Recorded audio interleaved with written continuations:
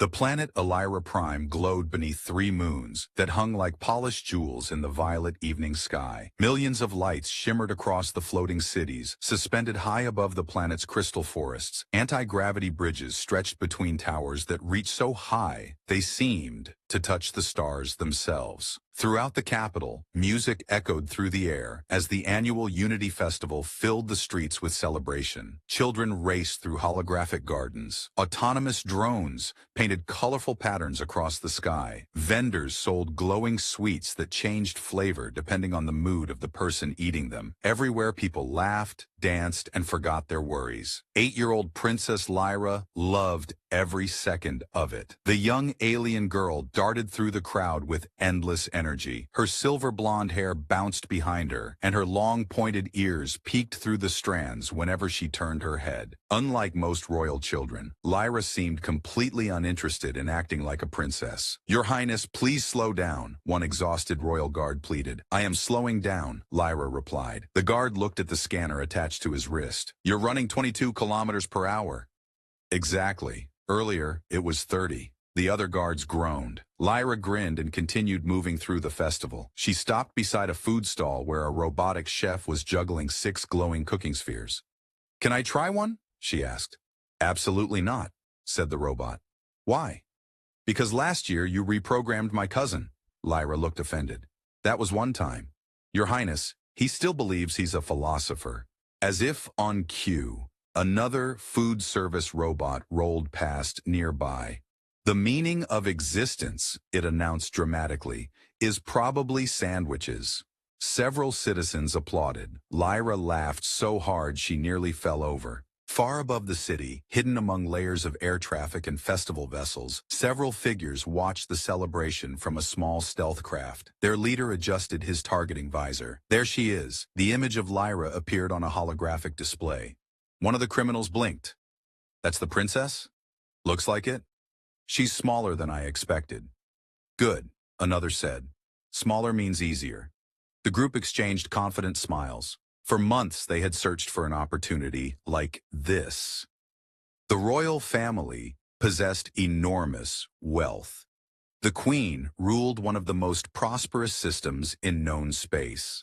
A successful kidnapping could make them rich enough to retire forever. None of them considered the possibility that they mightn't survive long enough to enjoy the money. Back below, Lyra wandered farther from the main festival route while chasing a floating mechanical butterfly. The tiny machine had been designed for children and changed colors whenever someone got close. "Come back here," Lyra said. The butterfly immediately flew farther away. "I outrank you." The butterfly ignored her. Several guards followed from a distance, but the crowded festival made movement difficult. For the first time all evening, Lyra entered a quieter section of the city near an old transport station. The mechanical butterfly disappeared around a corner. Lyra followed. A transport vehicle suddenly landed nearby. The side door opened. A friendly-looking woman stepped out and smiled. "Princess Lyra." Lyra stopped. "Yes?" "We have a surprise for you, a special festival attraction." Lyra tilted her head. "What kind of attraction?" The woman hesitated. She had expected a much easier conversation. "A very secret attraction." Lyra narrowed her eyes suspiciously. That's exactly what a suspicious person would say. For a moment, the criminal actually looked embarrassed. Then everything happened quickly. A pulse field activated. A containment barrier surrounded the young princess. Lyra's eyes widened. "Oh!" Several masked figures rushed forward. One of them sighed. Finally, another activated the transport engines. The vehicle lifted from the ground and vanished into the night sky. Inside the craft, the kidnappers exchanged relieved smiles. The operation had been unbelievably simple. Meanwhile, Lyra sat quietly inside the containment field. She looked around at the criminals. Then she raised her hand. One of them frowned. "What?" "You people do know my mother is going to be upset, right?" The transport ship cut through hyperspace like a blade of blue light, leaving Lyra Prime far behind. Outside the viewports, distorted stars stretched into glowing rivers as the vessel traveled through an artificial corridor generated by illegal jump technology. Inside the cargo compartment, the kidnappers were finally beginning to relax. The hardest part was over. At least that was what they believed. Lyra sat cross-legged inside the containment field, staring at the criminals with unusual curiosity. Most kidnapped children would have been crying. Most kidnapped children would have been terrified. Lyra looked as though she had accidentally boarded the wrong tourist shuttle. One of the kidnappers noticed her watching. "What?" Lyra pointed at his helmet. "Why is your visor cracked?" The man blinked. "What? Your visor?" He touched it. "Oh, a cargo container fell on me."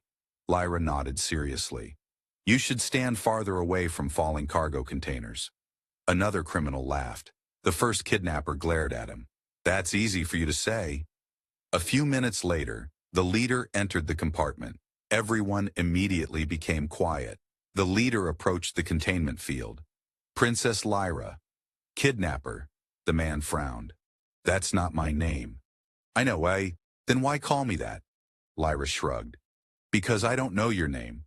The criminal opened his mouth, paused, then sighed. For reasons he couldn't explain, arguing with an 8-year-old felt surprisingly difficult. Far away, inside the royal palace, the atmosphere could not have been more different. The celebration had ended. The music was gone. The grand halls of the palace had become silent. Military officers filled the command center. Hundreds of holographic displays floated above circular consoles as analysts searched countless star systems. Queen Seraphina stood at the center of the room. Her silver hair rested across elegant armor woven with living nanotechnology. Her long ears gave her an almost ethereal appearance, but nobody in the room was paying attention to her beauty. Everyone was watching her expression, or rather, the lack of one. She appeared perfectly calm, too calm. An advisor finally stepped forward. "Your Majesty, we've identified the vessel." "Good." They entered a smuggler corridor near the outer systems. The Queen nodded. Another officer hesitated. "Should we mobilize the fleet?" Seraphina remained silent for several seconds. Then she looked toward a communication terminal. "Send the message." The officer swallowed. "To whom?" The Queen's eyes settled on the display. "Her father." The room became noticeably quieter. Several younger officers exchanged confused glances. Many of them had never met Lyra's father. Some barely knew anything about him. To them, he was simply a retired human who occasionally appeared beside the Queen during ceremonies. Nothing more. The transmission crossed dozens of systems, past trade routes, past mining colonies, past military checkpoints. Eventually, it reached a lonely moon orbiting a dying red star. The moon was little more than rock, machinery, and industrial settlements. Massive mining platforms crawled across the surface like metallic insects. Inside one maintenance hangar, a man was lying beneath an old cargo vessel. Sparks showered around him. A wrench slipped from his hand. "Perfect," he muttered. "Exactly what I needed." His service robot rolled closer. "You said that yesterday." "I was being sarcastic." "You are sarcastic frequently." The man smiled. A communication alert suddenly echoed through the hangar. Both human and robot froze. The display flashed a priority code. Only one person used that code. The man climbed out from beneath the ship. His expression immediately changed. He activated the message. For several seconds, he simply stared at the screen. No anger, no shouting, no panic, just silence. The robot shifted uneasily. "Adrian?" The human slowly stood. "What happened?" the robot asked. Adrian looked toward the stars visible beyond the hangar doors. "My daughter has been kidnapped." The robot's processors nearly froze. "Oh." Several miners nearby overheard the conversation. One dropped a tool. Another nearly walked into a wall. A third whispered something under his breath. Within minutes, word spread through the settlement. Adrian Voss. The name traveled from worker to worker. Older miners reacted first. They remembered stories, wars, entire pirate armadas disappearing, criminal syndicates collapsing overnight. One elderly supervisor turned pale. Not again. Meanwhile, hundreds of light years away, the kidnappers gathered around a communication console. Their ransom message was ready. The leader smiled. "This is going to make us rich." The transmission launched toward the royal palace. Nobody in the room noticed Lyra quietly covering her face. "Oh no," she whispered. One kidnapper frowned. "What now?" Lyra looked at him. "You sent the message already?" "Yes." The little girl sighed. For the first time since the kidnapping began, she genuinely felt sorry for them. The ransom message crossed dozens of communication relays before finally reaching the royal palace. It did not stop there. Because the kidnappers had used a stolen transmission network, copies of the message unintentionally spread through several criminal communication channels scattered across nearby sectors. The mistake seemed insignificant at first. Inside a smuggler station orbiting a frozen moon, a crime broker casually opened the transmission while drinking synthetic coffee. He read the message once, then twice, then he nearly spilled his drink. What? Several nearby smugglers looked over. The broker zoomed in on the details. Princess Lyra, daughter of Queen Seraphina. The room remained unconcerned. Then they reached the next line. Father, Adrian Voss. The broker immediately stood. His chair fell backward. The smugglers stared. What's wrong with you? The man looked genuinely alarmed. You idiots. What? Do you know who that is? Nobody answered. Most of them were young. Too young. The broker slowly sat down. You've got to be kidding me. Meanwhile, aboard the kidnappers' ship, Lyra was eating snacks. Nobody remembered giving them to her. One of the criminals finally noticed. Where did those come from? Lyra pointed at a storage locker. You left it unlocked. The kidnapper blinked. You escaped the containment field? No. Then how did you reach the locker? Lyra smiled. I'm creative. The answer somehow created more questions than it solved. A few hours later, the vessel arrived at a hidden asteroid facility deep within an uncharted debris field. Thousands of metallic rocks drifted through the darkness around the station. Old mining tunnels had been converted into a criminal outpost. The kidnappers felt safe, protected, hidden, untouchable. Their leader certainly did. He walked proudly through the command center. We'll have our money soon. Several crew members cheered. Others looked nervous. The ransom message had already been delivered. The Queen would surely pay. Everything was proceeding perfectly. Then a new transmission arrived. The leader activated it. A heavily tattooed pirate captain appeared on the screen. The man looked furious. Are you insane? The kidnapper frowned. What are you talking about? Tell me you didn't kidnap Adrian Voss's daughter. The room became quiet. The leader laughed. Who's Adrian Voss? The pirate captain stared. For several seconds he simply stared. Then he disconnected without another word. The leader frowned. Strange. Across the galaxy, similar conversations were occurring everywhere. Criminal organizations began checking old archives, former war records, military databases, ancient bounty lists. The deeper they searched, the more uncomfortable they became. Some records described Adrian as a military commander. Others called him a strategist. A few referred to him as a disaster. One report simply stated, if Adrian Voss is looking for you, leave. No additional explanation followed. Back on the mining moon, Adrian stood inside the hangar while workers loaded supplies onto an aging starship. The vessel looked unimpressive. Paint was peeling from parts of the hull. One engine panel had clearly been repaired dozens of times. A young mechanic stared at it. This is the ship you're taking? Adrian nodded. It still flies. Barely. It flew yesterday. The mechanic looked unconvinced. Nearby, an older miner suddenly whispered to him, trust me. Trust what? If Adrian chooses that ship, the ship is enough to... The younger man wasn't sure whether that statement was comforting or terrifying. Inside the cockpit, Adrian quietly reviewed information collected by Palace Intelligence. Coordinates, known criminal groups, financial transfers, smuggling routes. The trail was already forming, not because investigators were exceptionally skilled, because people were voluntarily sending information. One notification appeared, then another, then 10 more.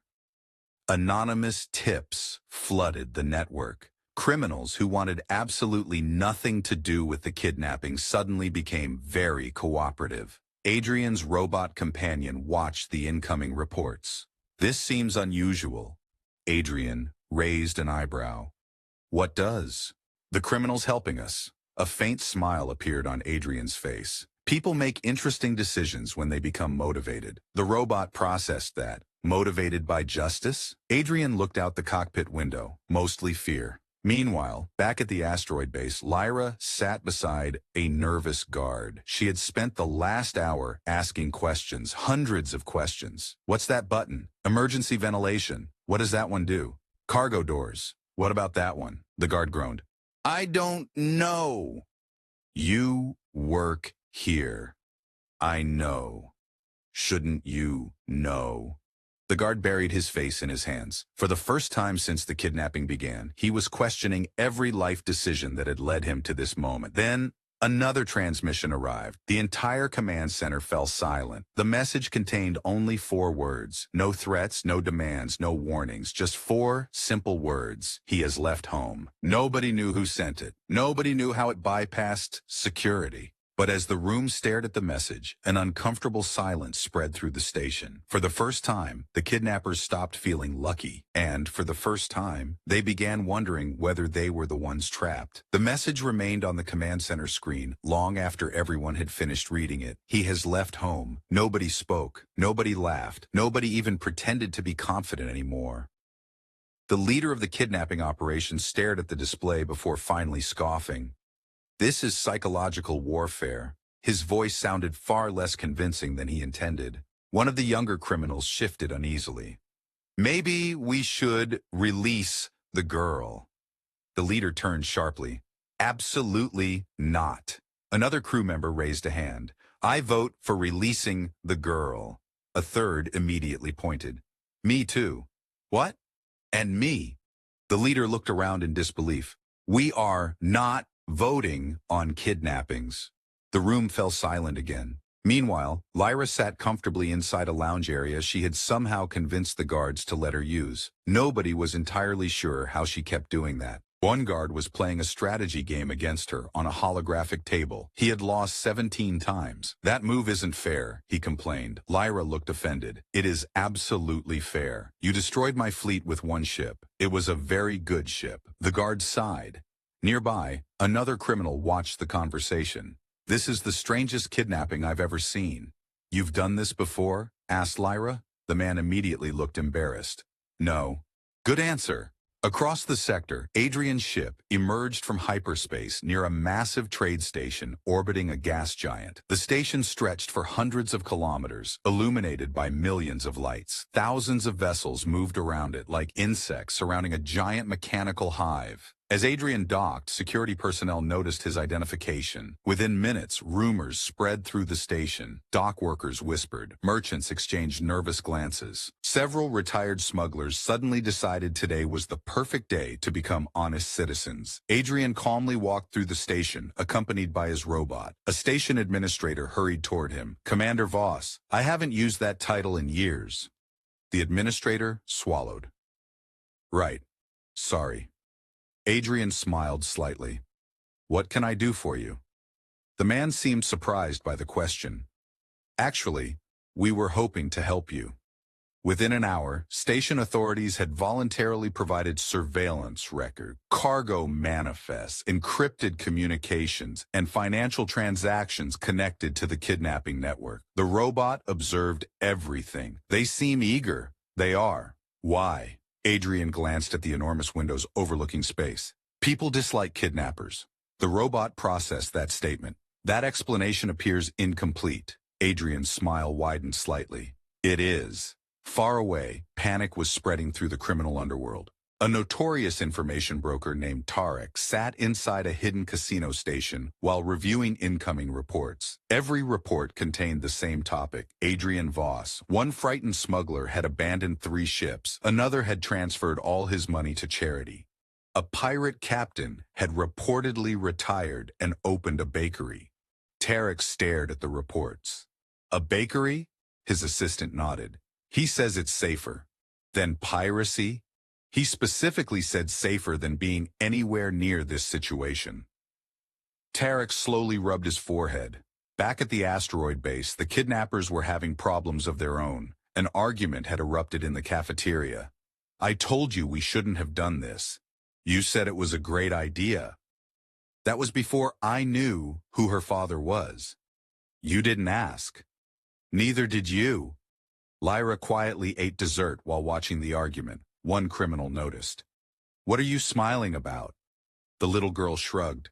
"My father always says people should research things before making important decisions." The criminal groaned. Another leaned toward her. "How dangerous is your father exactly?" Lyra thought for a moment. "Depends." "Depends on what?" "Whether you're threatening his family." Nobody liked that answer. Several hours later, a new transmission arrived at the asteroid base. The sender identification shocked everyone. It came from one of the most powerful crime syndicates in the region. The leader activated the message. An elderly alien appeared on the screen. His long, scarred face suggested decades of experience in illegal operations. "What have you done?" he asked. The kidnapper frowned. "We're handling it." "No!" The old criminal leaned closer. "You are not handling it. We have hostages." The old alien laughed, not a cheerful laugh, a tired laugh, the laugh of someone who had lived long enough to recognize disaster when he saw it. Then his expression became serious. "When I was young, I saw Adrian Voss end a war in 9 days. Nobody in the room spoke." The old alien continued. "I watched pirate fleets surrender before he reached their systems." The silence deepened. Then, the old alien pointed directly at them. "If you are intelligent, release the girl immediately." The transmission ended. Nobody moved. For a very long time, nobody moved. And somewhere in deep space, Adrian's aging ship continued its steady journey through the stars. Not fast. Not dramatic. Not unstoppable because of advanced technology. Unstoppable because every hour brought him closer. And everyone in the galaxy seemed to know it, except the people who needed to understand it most. The asteroid fortress drifted silently within a dense nebula of crimson and gold gases. Massive clouds of ionized particles surrounded the station, hiding it from most conventional scanners. The criminals had chosen the location years ago because it was considered one of the safest hiding places in the sector. Now it felt more like a prison. Nobody slept well anymore. Every communication terminal seemed to bring worse news. Every report seemed to contain the same name, Adrian Voss. The kidnappers had begun avoiding the subject entirely. Unfortunately, avoiding the subject did not make it disappear. Inside the station cafeteria, 3 criminals sat around a table staring at their meals. Nobody was eating. One finally broke the silence. "I had a dream about a Maori. The 3 Nauruhars. Desher Yaz looked up. "What happened? He wasn't even chasing me." "That sounds fine. He just looked disappointed." The criminal shuddered. "Honestly, it was worse." Across the room, Lyra was teaching several guards a card game she'd invented. Nobody understood the rules, not even Lyra. "I'm winning," she announced. "How?" one guard asked. "I have more cards." "That's not how the game works." "It is now." The guard looked exhausted. The kidnapping had somehow transformed into a childcare assignment. Elsewhere in the galaxy, Adrian's ship entered the outer edge of the nebula. The vessel looked old compared to modern military craft. Its hull carried scratches from decades of travel. Several external panels didn't even match the original design. The robot examined the growing sensor data. "Interesting. What is?" "The fortress." Adrian glanced at the display. The salvage yard sat beneath a violet sky that never seemed to decide whether it was dawn or dusk. 3 small moons drifted lazily above the horizon, their reflections dancing across fields of rusted metal and abandoned spacecraft parts scattered for kilometers. Cargo engines, cracked reactor shells, broken navigation towers, and half-disassembled transport ships filled the landscape like the bones of giant mechanical animals. Ethan Mercer stood on top of an old freighter engine with a welling torch in one hand and a cup of synthetic coffee in the other. The engine exploded. Not a dangerous explosion, more of an insulting one. A cloud of black smoke burst directly into his face. Ethan remained frozen for a second, then he slowly lowered the torch. "I see," he said calmly through the soot covering his face. "We've chosen violence today." A maintenance drone nearby emitted several cheerful beeps. "Don't encourage it." The drone beeped again. "You are literally laughing." The drone's lights flashed in a pattern that looked suspiciously like amusement. Ethan sighed. Life on the frontier world of Veronine was rarely exciting. The planet sat far beyond the wealthy core systems of the Galactic Empire. Most people who came here either wanted to disappear or couldn't afford to live anywhere better. Ethan belonged to the second category. His repair business occupied a cluster of aging hangars, held together by stubbornness, recycled metal, and what many engineers would classify as miracles. Unfortunately, miracles rarely paid on time. His wrist communicator suddenly vibrated. Incoming message. Customer, delivering payment tomorrow. Ethan stared at the message. He checked the date. Then he checked previous messages. The same customer had sent the exact message 37 times. At this point, Ethan muttered, tomorrow has become a religious concept. The drone beeped. Thank you. Very helpful. The machine spun in a circle. A second notification appeared across his communicator. Galactic News Network, special report from the Imperial capital. Ethan almost ignored it. Almost. The headline caught his attention. Queen orders legendary warship to be scrapped. He blinked. Now that was unusual. He activated the report. A holographic image expanded above his wrist. An enormous vessel appeared. Even damaged, the ship was breathtaking. Its dark metallic hull stretched nearly 3 kilometers from bow to stern. Ancient symbols covered sections of its surface. Huge sections appeared damaged by battles that must have happened centuries ago. Standing beside the vessel was Queen Lyra herself. Her silver ceremonial armor reflected the light of the capital world. Long, pale hair flowed behind her. Like others of her species, elegant pointed ears extended from beneath her crown. She looked young, powerful, completely unimpressed. An Imperial reporter spoke. The vessel was recovered from the Ghost Nebula after drifting through space for an estimated 2,000 years. Imperial engineers have officially declared the ship beyond repair. The image shifted. Several engineers appeared. One looked exhausted. Another looked offended by existence itself. A third looked like he had not slept for a month. We tried everything, the lead engineer said. The systems are dead. The reactor is gone. The control architecture doesn't match any known technology. The reporter nodded. So restoration is impossible? The engineer laughed. Not politely. Restoration is less likely than teaching an asteroid to sing. Ethan smiled. Engineers always became dramatic when confused. The report continued. The vessel will be transported to a military salvage auction next week. The image disappeared.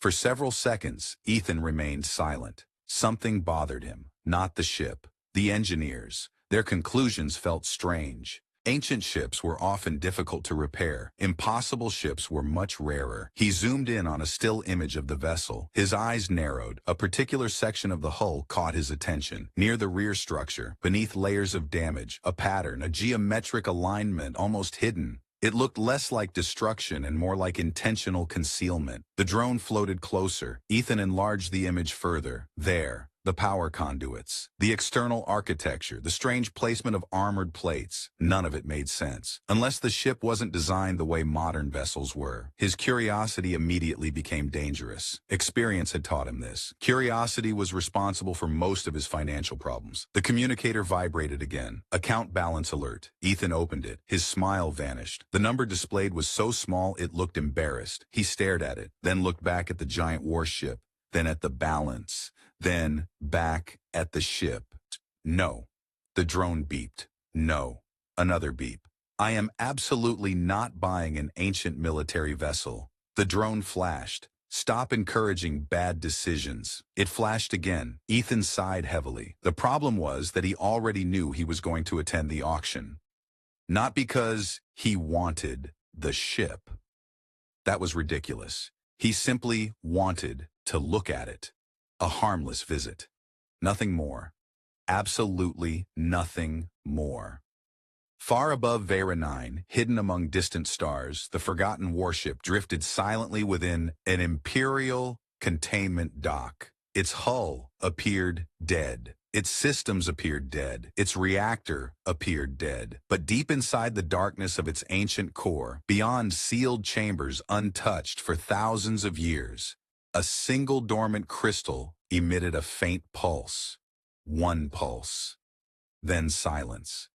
As if something had heard its name for the first time in centuries. 3 days later, Ethan stood inside Dock 17 of the Imperial Salvage Exchange and immediately regretted every decision that had brought him there. The auction station orbited a barren moon and was roughly the size of a small city. Thousands of merchants, engineers, smugglers, collectors, and professional bargain hunters crowded its enormous halls. Holographic advertisements floated overhead, while automated security drones patrolled the walkways. The smell was a strange mixture of machine oil, recycled air, and expensive perfume. Ethan had no idea why expensive perfume existed on a salvage station, yet somehow it did. His maintenance drone drifted beside him. Remember, Ethan said, we're only looking. The drone emitted a doubtful beep. Don't look at me like that. Another beep. I know you don't technically have eyes. The drone spun slowly. That was judgmental. The massive auction chamber opened before them. Rows of spacecraft occupied docking platforms stretching far into the distance. Some were damaged cargo vessels, some were military transports, others looked like accidents that had somehow achieved flight. Then Ethan saw it, the ancient warship. Even from kilometers away, it dominated the entire facility. The vessel rested within a dedicated containment field. Its dark hull absorbed the surrounding light. Battle scars crossed its surface like ancient wounds. Gigantic armored sections overlapped in patterns that looked strangely organic. The closer Ethan looked, the stranger the ship became. Modern warships were designed by committees. This vessel looked like it had been designed by a civilization trying to build a mountain that could fly. Visitors crowded observation platforms around it. Most were laughing. One merchant shook his head. Ugliest ship I've ever seen. Another snorted. Ugly and useless. A third crossed his arms.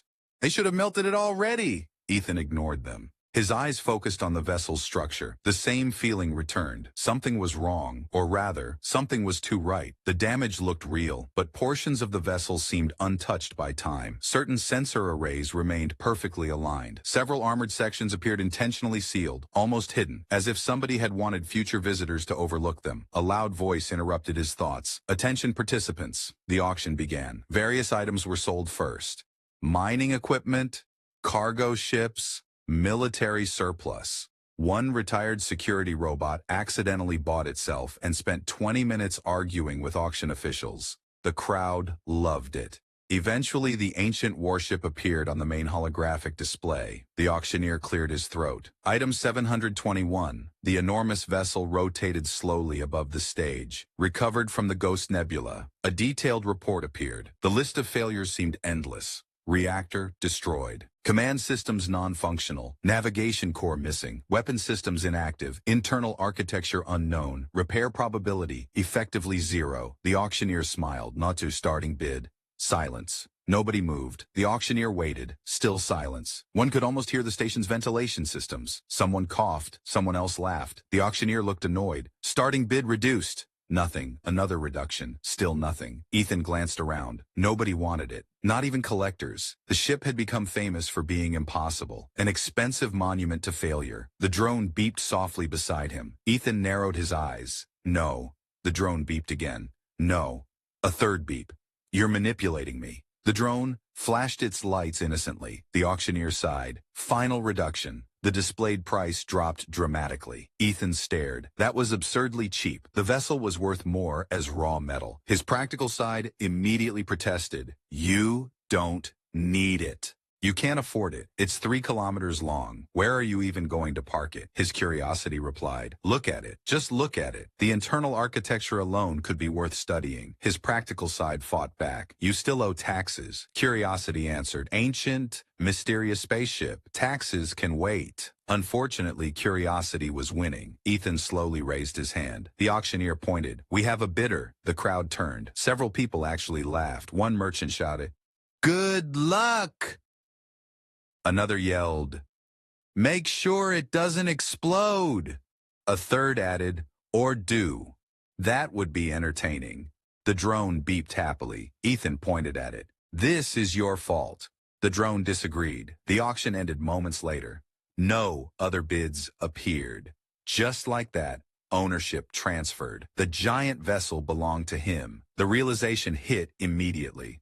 Oh no. The drone beeped. That's not excitement. Another beep. That's financial terror. Hours later, Ethan stood inside the docking bay where the warship rested. Up close, it felt even larger. The hull towered above him like a cliff. Ancient symbols covered sections of dark metal. Most were unfamiliar. Some looked almost mathematical. Others resembled star maps. He slowly approached the surface. The metal felt cold. Not ordinary cold. Deep cold. The kind of cold that came from surviving centuries in interstellar darkness. Then he noticed something, a section of the hull near an access port. Tiny scratches, recent scratches. Ethan frowned. The vessel had supposedly been abandoned for thousands of years, yet these marks looked newer, much newer. His fingers traced the lines, not random, intentional, almost like a coded message. The drone floated closer. "What do you think?" Ethan asked. The drone scanned the markings. A moment later, it projected a translation estimate. Insufficient data. Possible meaning. Door. Ethan blinked, then laughed. If the ancient civilization wrote the word door on their doors, I respect them. The drone beeped, but Ethan wasn't paying attention anymore, because beyond the scratched markings, hidden beneath layers of dust and corrosion, he had noticed something far more interesting. A narrow seam, perfectly preserved. A section of the hull that wasn't damaged at all. Almost as if someone, or something, had been waiting for the right person to find it. The narrow seam stretched across the dark hull like a scar hidden beneath layers of age and neglect. The more Ethan examined it, the more impossible it seemed. Every other section of the warship showed signs of damage, micrometeor impacts, ancient weapon burns, corrosion from centuries drifting through hostile regions of space. This section had none, not a single mark. It looked as if it had been manufactured yesterday. Ethan crouched beside the hidden panel while his maintenance drone projected scanning beams across the surface. The results made no sense. The metal composition changed every few seconds. One moment the scanner identified a titanium-based alloy. The next moment it appeared to be something entirely different, then something impossible, then unknown. The drone emitted a confused series of beeps. "Don't look at me," Ethan said. "I'm confused too." The drone beeped again. "Yes, I know that's our default condition." The machine rotated in irritation. For the next hour, Ethan tested every method he could think of. Cutting lasers, magnetic probes, resonance scanners. Nothing worked. The panel ignored everything. Eventually, he sat on a toolbox and stared at it. Sometimes technology stopped cooperating because people overcomplicated things. He had learned that lesson years ago. Once he had spent 2 days repairing a cargo elevator before discovering it was unplugged. A painful memory, an expensive memory, a memory his friends never allowed him to forget. Ethan approached the panel again. Instead of using a tool, he simply pressed his hand against the metal. Nothing happened. Then, a faint vibration. His eyes narrowed. The vibration repeated, soft, rhythmic, almost like a heartbeat. The drone froze. Its sensors detected it too. A second later, the ancient symbols surrounding the seam emitted a faint silver glow. Dust drifted from the hull. Ancient mechanisms moved somewhere deep inside the ship. The hidden panel slowly opened. Ethan stared. "Well," the drone beeped nervously. "I didn't expect that to work either." Beyond the opening lay darkness, not ordinary darkness, the kind found in places untouched for centuries. Cold air escaped from the chamber, air, inside a ship that had supposedly been dead for thousands of years. Ethan activated a portable light and stepped through the opening. The corridor beyond looked remarkably intact. No corrosion, no battle damage, no debris. The walls curved gracefully around him, illuminated by faint strips of dormant crystal embedded within the structure itself. The architecture felt strange, ancient, elegant, unlike anything used in modern ship design. The corridor extended deeper into the vessel. As Ethan walked, his footsteps echoed softly. The drone floated close behind. Both remained silent. Something about the place demanded respect, almost reverence. After several minutes, the passage opened into a massive chamber. Ethan stopped. The drone stopped. Both simply stared.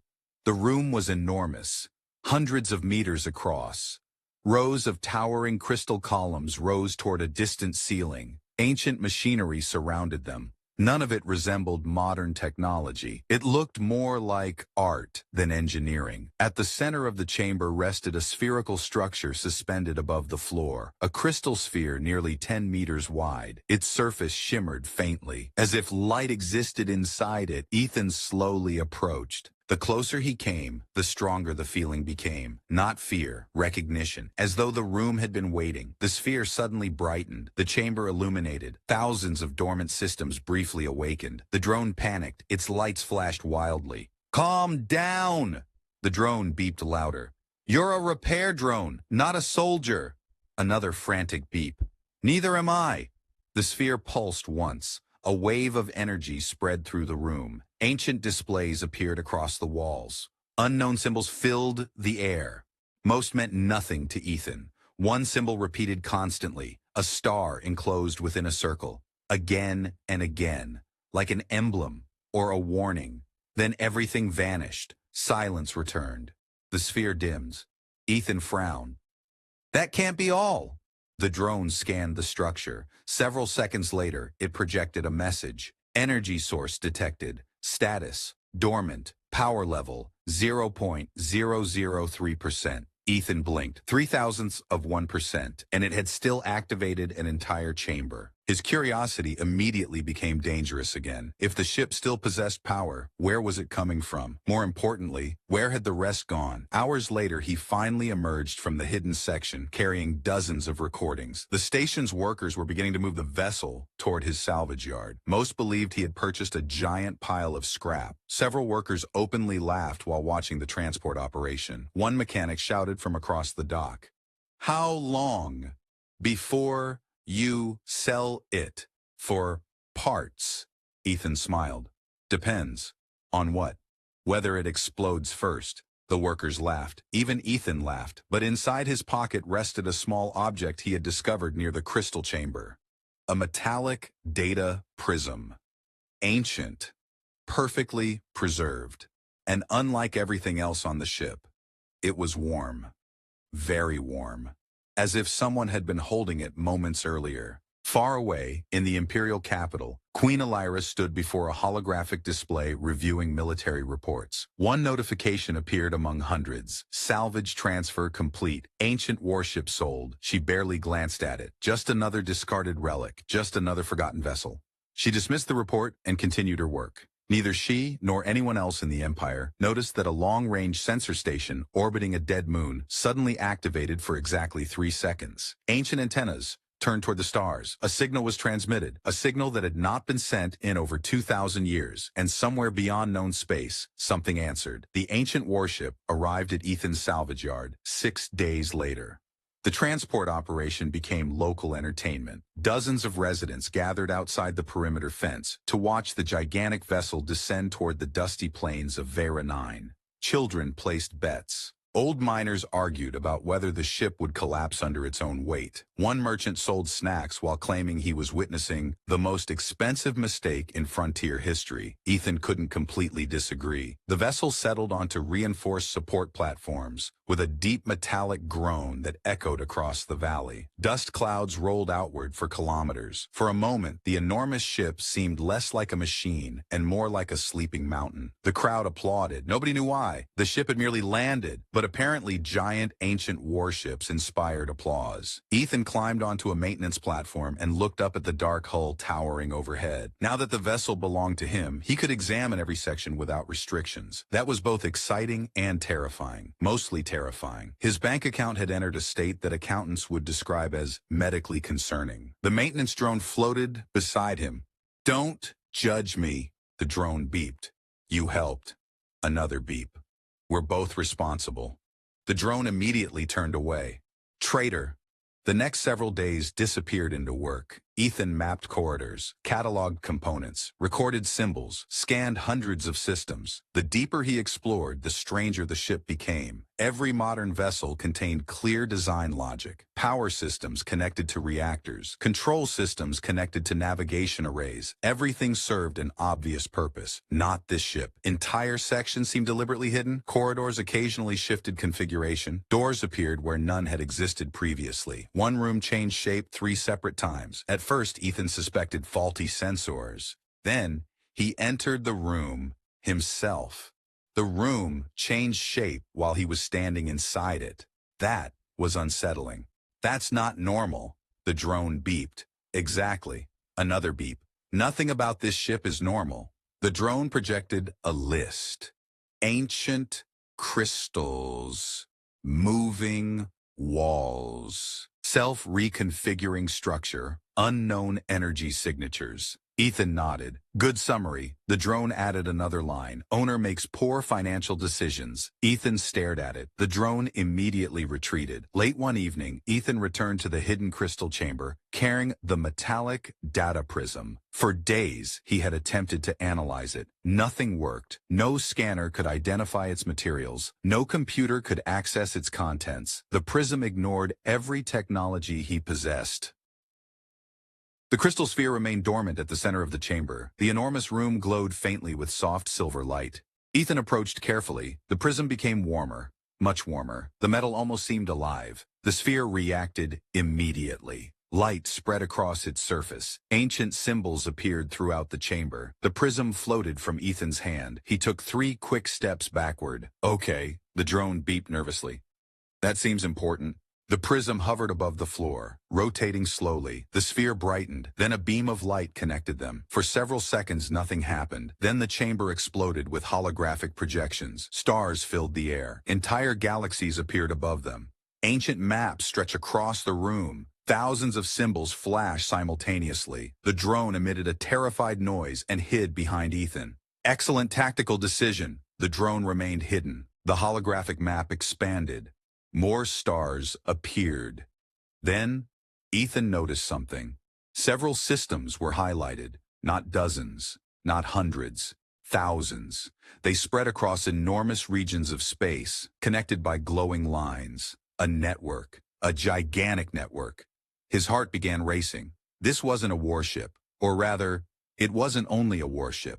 The highlighted systems formed patterns, strategic locations, ancient relay points, military positions, storage facilities, communication nodes. The scale was impossible. No empire in modern history had controlled so many locations. The holographic display suddenly focused on a single symbol, the same symbol Ethan had seen before, a star enclosed within a circle. Immediately, every highlighted system responded. Thousands of lights illuminated across the map. The chamber vibrated. Deep within the vessel, dormant machinery awakened. Not fully, just enough to announce its existence. Then everything vanished. Silence returned. The sphere dimmed. The prism dropped gently into Ethan's hands. The room became still once more. For several moments, neither Ethan nor the drone spoke. Finally, Ethan broke the silence. The drone waited. I think I accidentally bought something important. The drone beeped. Very important. Another beep. Potentially galaxy-changing important.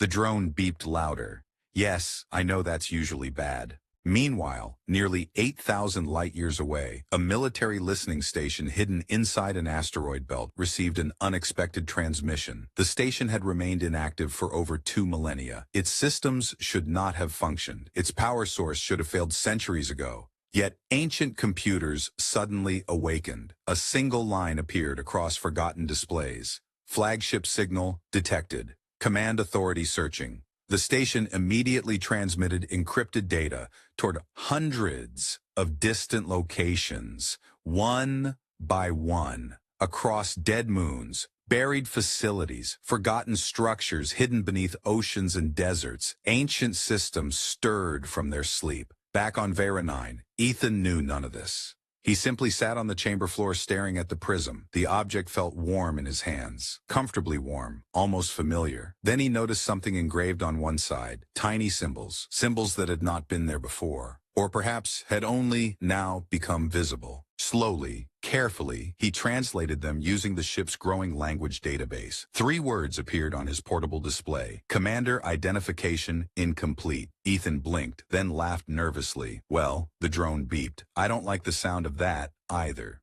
Ethan spent the next 4 days trying very hard to pretend that the words Commander identification incomplete were not important. This strategy failed immediately. Every time he entered the ancient warship, something new happened. A corridor that had previously ended in solid metal now led to an entirely different section of the vessel. A sealed compartment opened by itself. An inactive console suddenly illuminated when he walked past. The ship was becoming increasingly difficult to ignore. Even stranger, it appeared to be responding specifically to him, not the drone, not visitors, only him. That realization was unsettling. Machines were not supposed to develop preferences, especially machines older than recorded history. The maintenance drone followed him through another newly revealed corridor. Its scanner emitted several uncertain beeps. I know.